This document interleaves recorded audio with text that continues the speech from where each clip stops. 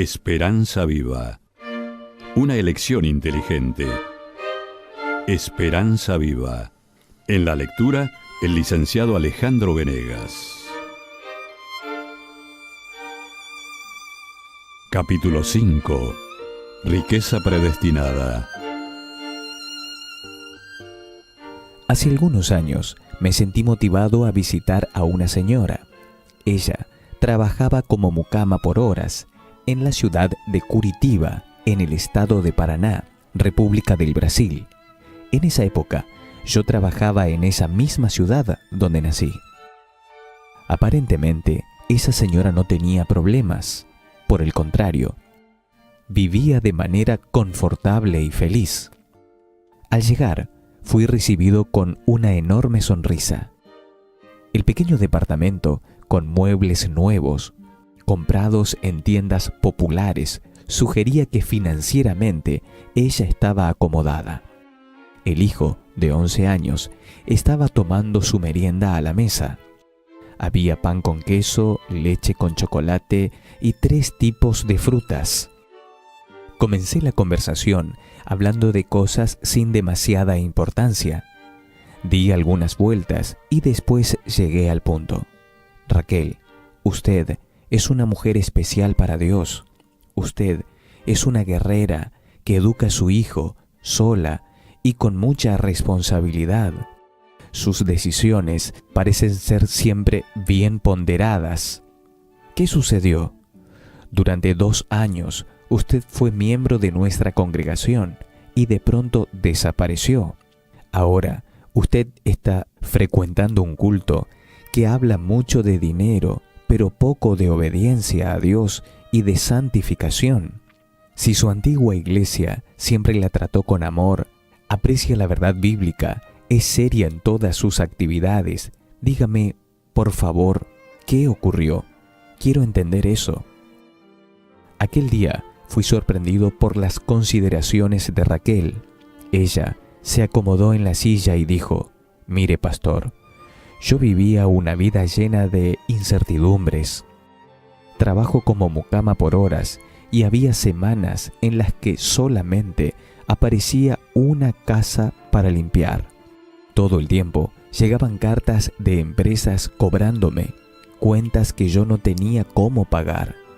Mi hijo quería un juguete y yo no podía comprárselo. Él pedía dinero para la merienda en la escuela y yo tenía que decirle que no. Estaba entrando en depresión y mi casa siempre estaba sucia y con muebles viejos que recibía de regalo de los clientes.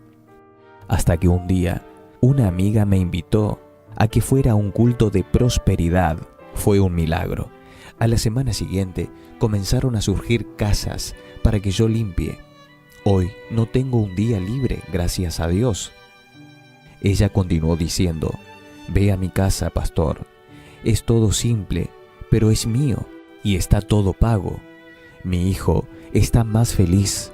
Yo estoy más segura y convencida de que Dios tiene mucho más para mí. Tengo la certeza de que voy a comprar mi primer auto y será un 0 kilómetro. No quiero que sea usado. Basta de pobreza, pastor, basta. Dios no quiere que sus hijos pasen dificultades. Yo soy hija del rey, soy una princesa y las princesas se visten bien, comen bien y pueden pedir cualquier cosa al rey». Raquel parecía creer haber sido predestinada a ser prosperada. Ella pensaba que había encontrado un lugar realmente seguro donde halló esperanza para su vida y para la de su hijo. ¿Estaría ella viendo las cosas claramente? ¿Cómo decirle que la prosperidad material no es sinónimo de salvación? ¿Cómo ayudarla a entender que en realidad Jesús nos llama a dejar todo para seguirlo y no para volvernos necesariamente ricos? La experiencia de Raquel se multiplica por millares en nuestros países, en América del Sur y en otros continentes. Si eso fuese verdad y tomase las proporciones debidas, sería la solución para todos los países miserables del mundo.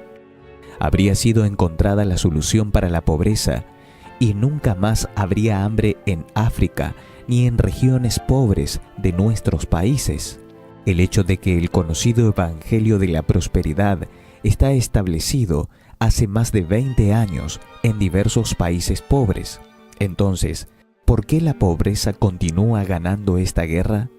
En verdad, el Evangelio de la Prosperidad necesita ser evaluado de la forma bien clara y honesta a la luz de la palabra de Dios. Necesitamos saber lo que realmente tiene reservado Dios para nosotros en cuanto a la salvación y a la vida material terrenal. Con base en la Biblia, podemos afirmar que la vida espiritual produce necesariamente riqueza y bienestar material.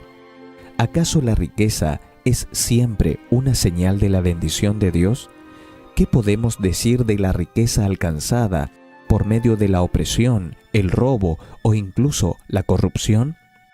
Además de esto, ¿podrá la pobreza o la enfermedad ser siempre una señal de la maldición de Dios o una muestra de falta de fe? Debemos reconocer que el Evangelio de la Prosperidad ha sido uno de los fenómenos religiosos más atractivos de los últimos tiempos.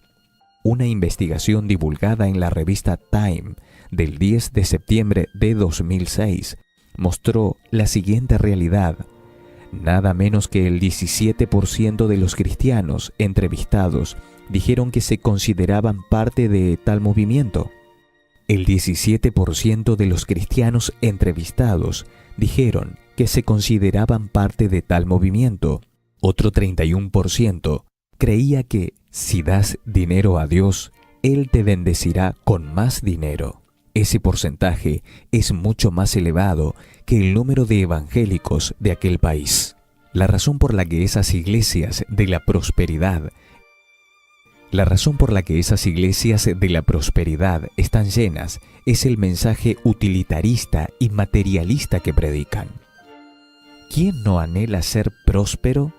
¿Quién no quiere tener un auto nuevo, una casa confortable y dinero para gastar? Lo más interesante es que si conocemos a fondo la vida de las personas atraídas por ese tipo de predicación, descubriremos que en su mayoría no son personas ricas, ni andan con relojes de oro, ni viven en departamentos lujosos en alguna playa o una región cara del país. Son personas simples y trabajadoras. Son madres que llegan a esas reuniones llenas de fe, con sus hijos enfermos en brazos, buscando en esos lugares su última esperanza para una vida de dolor, enfermedad y pobreza. La sociedad falló, el gobierno y la familia también fallaron. Entonces, las últimas esperanzas son puestas en las campañas de fe, en la compra del así llamado aceite bendito para ungir al Hijo, en la adquisición de la taza de la abundancia y en la entrega de las causas perdidas. A la luz de la verdad bíblica, sin embargo, el Evangelio de la Prosperidad es una verdad a medias, tal vez menos que a medias. Es una propaganda de bendiciones inciertas, porque aunque prometa, no puede guiar la mano de Dios. Al contrario de lo que afirman, los predicadores no poseen las llaves de los graneros del cielo. Piensa detenidamente sobre esto. ¿Conoces a alguien que ya no sufra más? ¿Conoces a alguien que después de haber aceptado a Jesús no haya enfermado nunca más, ni haya tenido problemas familiares, ni nunca más se hayan enfrentado con el luto? Por casualidad, ¿los predicadores de la prosperidad están inmunes al dolor? ¿No son víctimas de resfriados, dolores de columna, estrés e incluso cáncer? ¿Están ellos libres de pérdidas y prejuicios? Si todos los predicadores de la prosperidad afirman fuese la verdad, entonces las farmacias tendrían que cerrar sus puertas. Si esas personas realmente tuvieran el don de curar, ¿por qué no atienden en hospitales y en puestos de atención de la salud? Eso sería la solución para millones de sufrientes que no tienen recursos ni planes de salud. La mayoría de los predicadores del llamado Evangelio de la Prosperidad es de segunda o tercera generación. Muchos de ellos fueron influidos directa o indirectamente por Kenneth Hagin, 1917-2003, Kenneth Copeland, 1936, o Fred Price, 1932. Estas tres personas, por su parte, fueron influidos por Oral Roberts, 1918-2009, que ha sido llamado padre del Evangelio de la Prosperidad.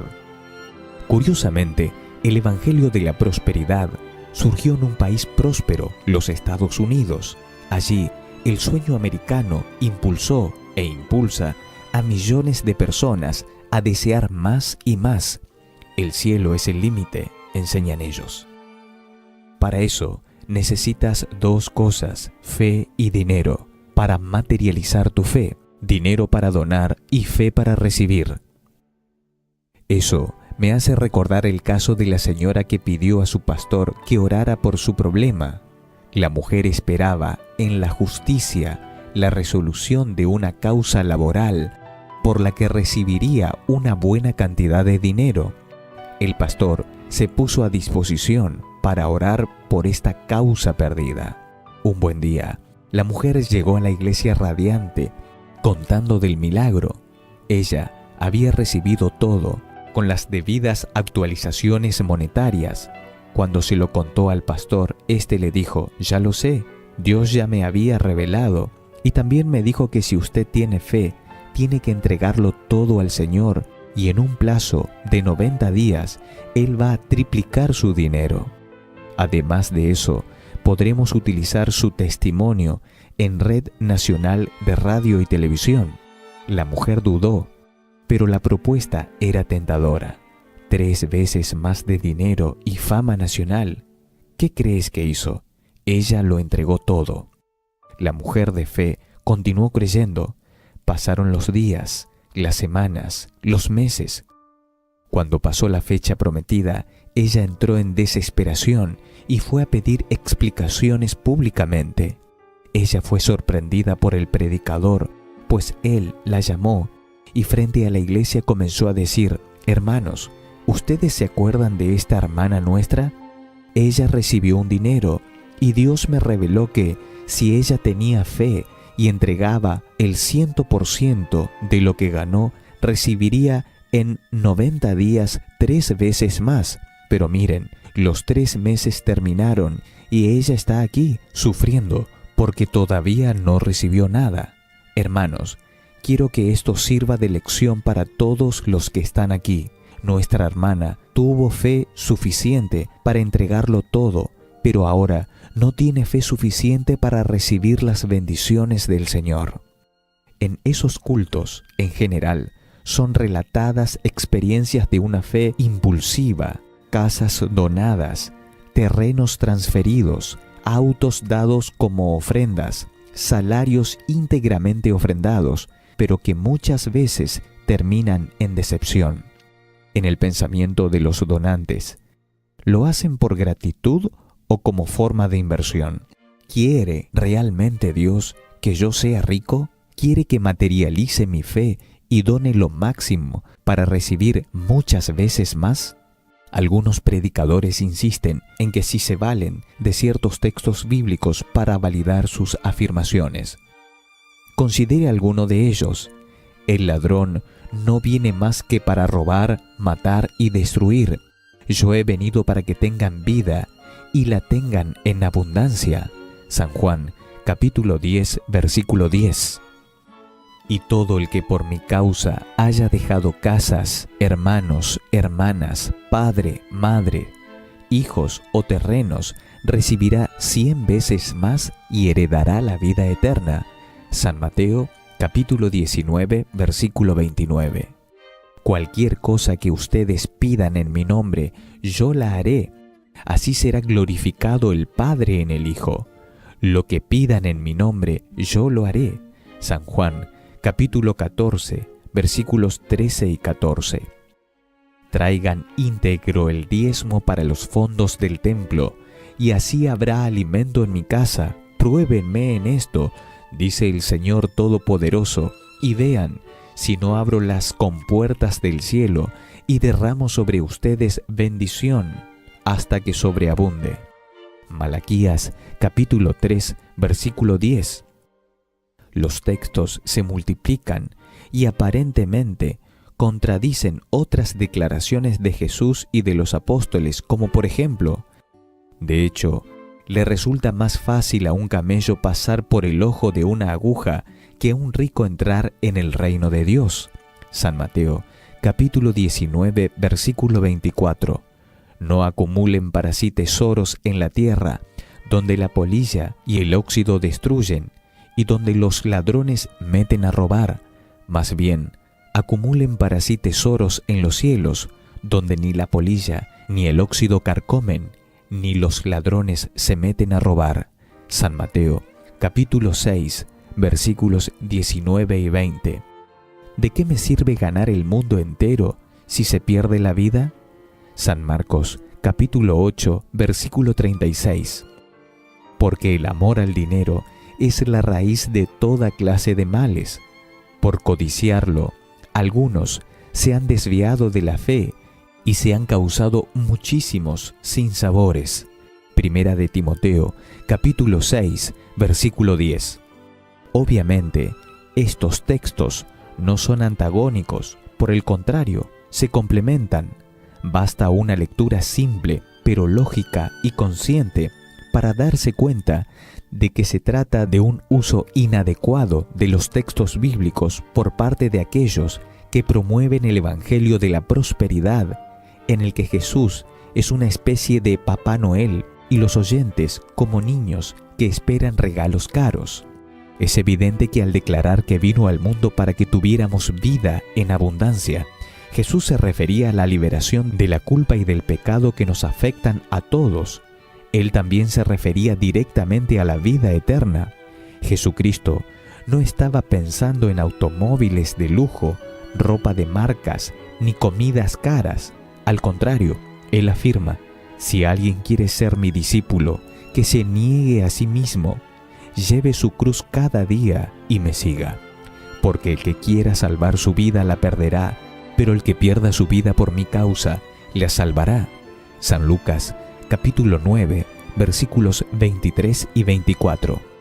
Respecto de la frase, recibiréis 100 veces más en esta vida, Kenneth Copeland, un emblemático predicador de la teología de la prosperidad, afirma abiertamente, ¿usted quiere un retorno 100 veces mayor de su dinero?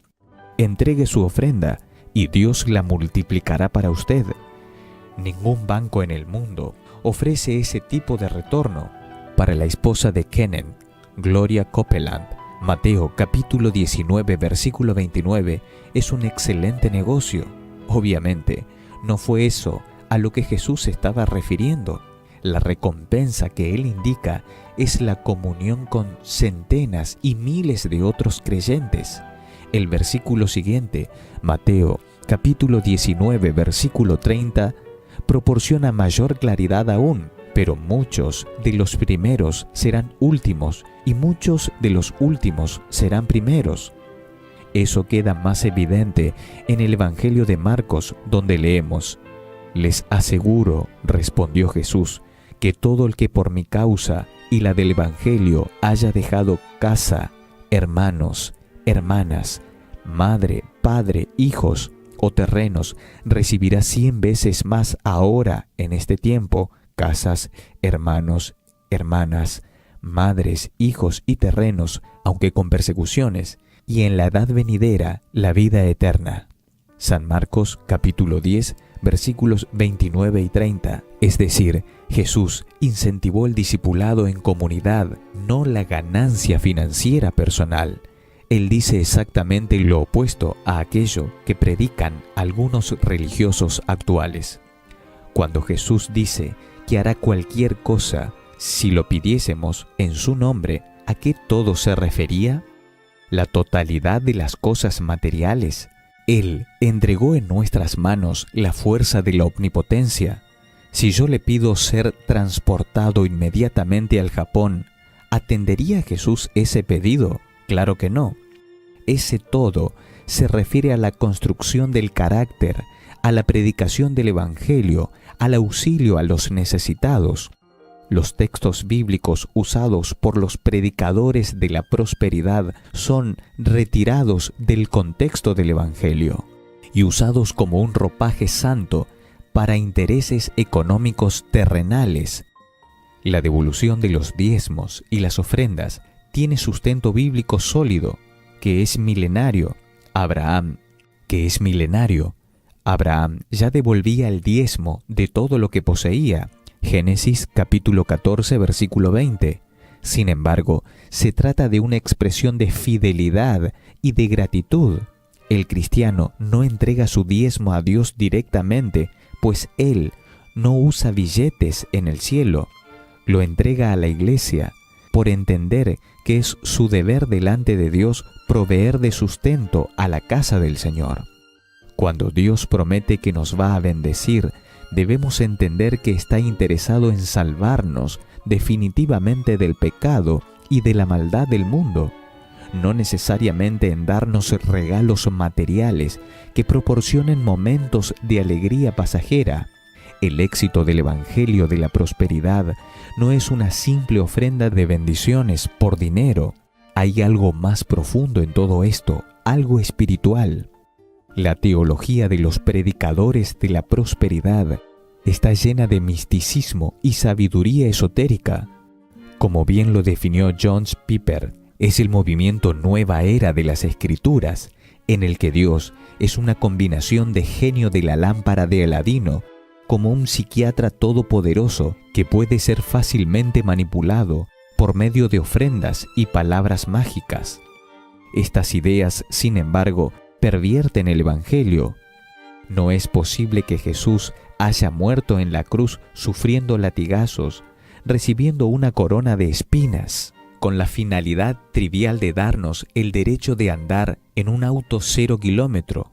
No pudo haber hecho todo lo que hizo a fin de darnos las condiciones para comprar una casa de $1 millón y viajar en cruceros por el Caribe. No, Él, de hecho, murió para salvarnos de la condenación del pecado y de la muerte eterna.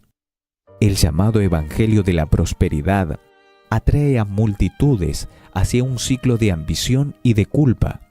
Cuando las bendiciones demoran en llegar, las personas se culpan por no tener fe suficiente o porque sus ofrendas no son tan generosas como deberían.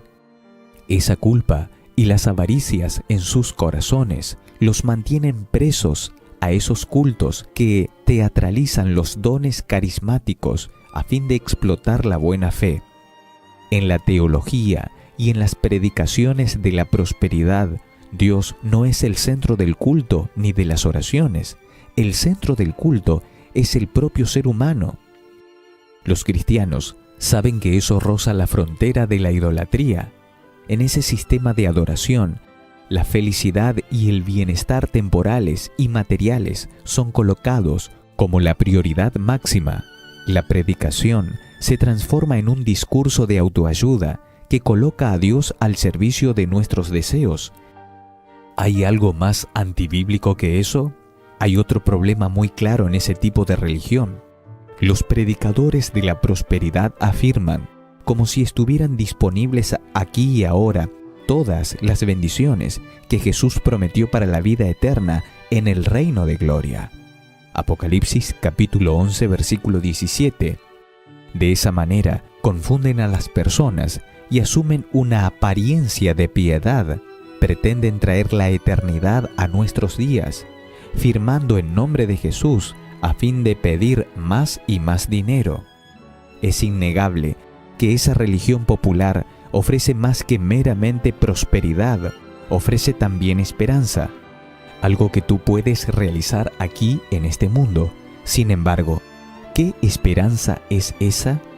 Es la esperanza de los que desean ganar este mundo y, a pesar de esa orientación, alcanzar la vida eterna. Es la expectativa de aprovechar la vida en su plenitud. En esa situación, La persona se coloca como un cliente especial y Dios es visto como el gerente de un banco de inversiones. Es una esperanza que se materializa en platos caros de restaurantes finos y autos lujosos. Esa, sin embargo, es una esperanza que decepciona. Jesús afirmó categóricamente que no reditúa ganar el mundo entero y perder la salvación eterna. San Mateo, capítulo 16, versículo 26. Lo que necesitamos en realidad como cristianos es la verdadera esperanza.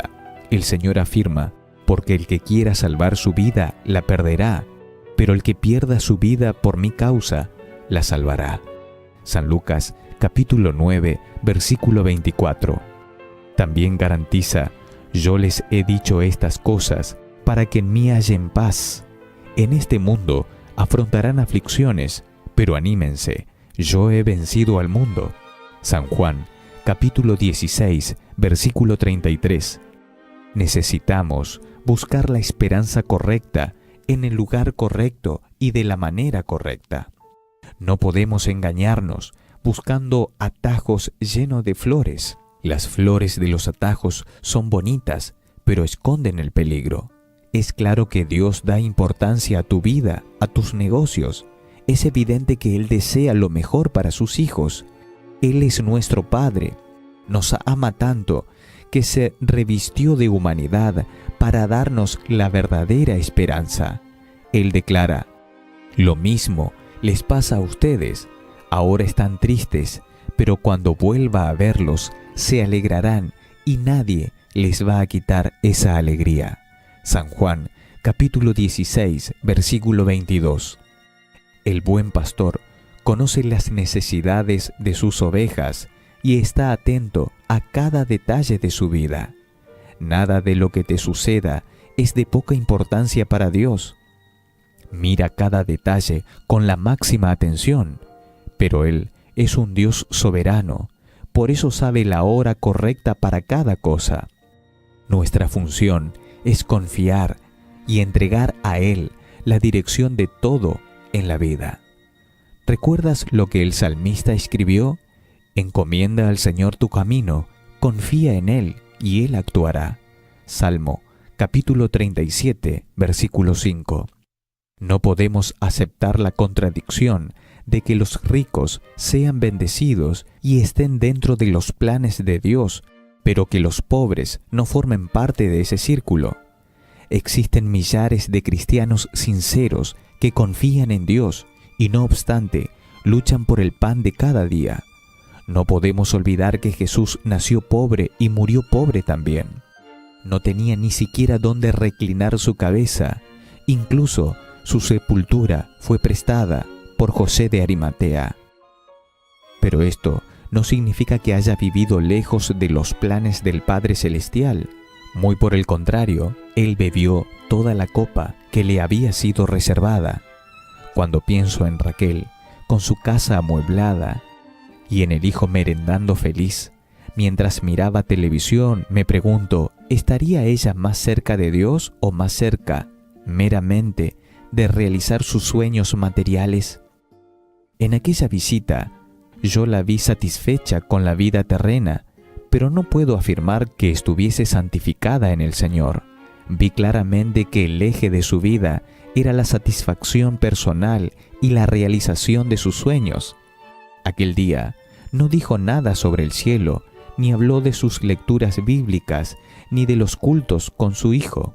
Su fe tenía otra preocupación, y escuché la mención de ofrendas que se parecían mucho al pago en cuotas por recompensas terrenales que hoy existen y que mañana podrán haber desaparecido. En los cultos de prosperidad se narran historias de hombres y mujeres que eran pobres y ahora se consideran empresarios. No hay personas que confirmen que sus caracteres hayan sido modelados por Cristo para volverse más parecidos a Él, ni gente que done su tiempo y sus talentos para beneficiar a otras personas que no tienen nada con qué retribuirles. Pensando en las palabras de Raquel, recordamos lo que el apóstol Pablo escribió a Timoteo: porque nada trajimos a este mundo y nada podemos llevarnos. Así que si tenemos ropa y comida, contentémonos con eso. Los que quieran enriquecerse caen en la tentación y se vuelven esclavos de sus muchos deseos. Estos afanes, insensatos y dañinos, hunden a la gente en la ruina y en la destrucción. Porque el amor al dinero es raíz de toda clase de males. Por codiciarlo, algunos se han desviado de la fe y se han causado muchísimos sinsabores. Primera de Timoteo, capítulo 6, versículos 7 al 10. No debemos juzgar a las personas, tampoco a aquellos que son como Raquel. Sin embargo, a la luz de la palabra de Dios, parecen sentadas confortablemente en una silla mecedora que no existe y siendo mecidas, embotadas por una falsa esperanza. Los muebles envejecen, los aparatos electrónicos se rompen y los hijos se distancian de los caminos del Señor, trayendo infelicidad aún mayor a sus padres. Lo que Jesús ofrece está mucho más allá de todo lo que los ojos pueden desear o el dinero comprar. Tal vez por eso Cristo haya dicho, como leímos antes, acumulen para sí tesoros en los cielos. San Mateo, capítulo 6, versículo 20. Es claro que no es un error ser rico, mucho menos podríamos decir que es pecado. En la Biblia encontramos personas ricas como Job, Abraham, José de Arimatea, Nicodemo y otros que fueron agentes del bien en las manos de Dios. Pero cuando proporciona prosperidad a cualquier persona, Dios espera que esos recursos puedan amenizar el sufrimiento del pobre y del necesitado. Los recursos no nos son dados para darnos una vida de ostentación y de lujo. El dinero en las manos del cristiano debe representar esperanza viva para los menos afortunados. Los talentos en sus manos se transforman en bendiciones para las personas. El tiempo del siervo de Dios se transforma en servicio humanitario. Todo viene del Señor y todo se lo devolverá a Él cuando hacemos algo por los más pequeños. ¿Quiere Dios que tú seas rico? Claro, hace 2000 años que Él nos hizo ricos en el Calvario. Nuestros tesoros están en otro lugar, es verdad. Un lugar donde no envejecen, donde nadie puede saquear, donde ninguna inflación puede depreciar su valor. En la vida de los fieles, la esperanza venció antes de que nacieran. Ellos fueron predestinados para la riqueza de la gloria de Cristo, y tú solamente necesitas aceptar la invitación de Cristo para ser uno de ellos.